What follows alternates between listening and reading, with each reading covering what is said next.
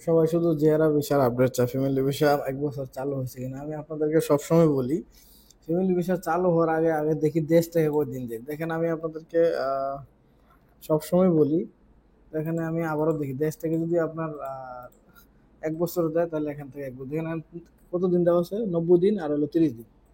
তো যারা ফ্যামিলি আসেন শুধু 90 দিন পাবেন, 3 মাস। আর এখানে সৌদি আরবের যদি আপনার ভিসার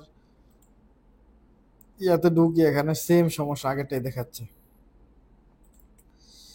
এখানে যদি আপনার 1 বছর চলে আসে, তাহলে ওইখানে 1 বছর দিত মূল, বর্তমানে এখানে। কারণ অনেকের ভিসা উঠে, এখন এটা ডিফেন্স করে তারশিশ সেন্টার, এখান থেকে যদি 1 বছর আয় পড়তো, তাহলে আর কোনো কথাই ছিল না, বুঝছেন। মেন সমস্যা এখানে। আর এটা মূলত সৌদি সার্ভার যেহেতু এখান থেকে বন্ধ করা আছে, তো সবাই অপেক্ষা করেন।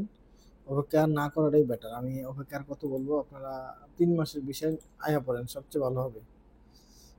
কারণ বর্তমানে সৌদি থেকে 3 মাসের বিষয়গুলো দিতেছে, সবাই শুধু আপডেট চান। আমি সবসময় আপডেট দেই, আজকেও আবার দেই। দেখেন অবস্থা, সরাসরি দেখেন, আপনারা তো বিশ্বাস করেন না। তো যারা ফ্যামিলি আনবেন, বর্তমানে আমাদের সাথে যোগাযোগ করেন, আমরা এখান থেকে অ্যাপ্লাই, চেম্বার সব কিছু করে দিতে পারবো, কফিলের কিছু লাগবে না, সব কিছুই। তো দেখায় কি করবো, এখান থেকে চালু হয়নি।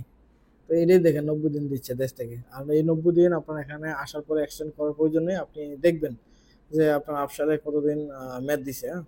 আর এটা কাউন্ট হবে সৌদি আরবের বর্ডার যখন ক্রস করবেন, সৌদি আরব ঢুকবেন, ইমিগ্রেশন শেষ করবেন, তারপর থেকে এটা কাউন্ট হবে। আপনি দেখবেন যে আপনার আফসারের ডেট চলে আসছে, ওই ডেট অনুযায়ী আপনার ফ্যামিলি রাখবেন, পাঠিয়ে দিবেন। আশা করছি বুঝতে পারছেন। যারা তুলবেন যোগাযোগ করেন, এবং কি যারা শুধু তো অ্যাপ্লাই করবেন, অ্যাপ্লাইটা অনেক ইম্পর্টেন্ট। ওটার জন্য যোগাযোগ করতে পারেন, আমরা অ্যাপ্লাই করে দেবো সঠিকভাবে, ইনশাল্লাহ ভিসা উঠবে, বেশ দেশ থেকে আসতে পারবেন, কোনো সমস্যা হবে না ইনশাল্লাহ। তো আমাদের হোয়াটসঅ্যাপ নাম্বারে যোগাযোগ করেন যারা ফ্যামিলি আনবেন।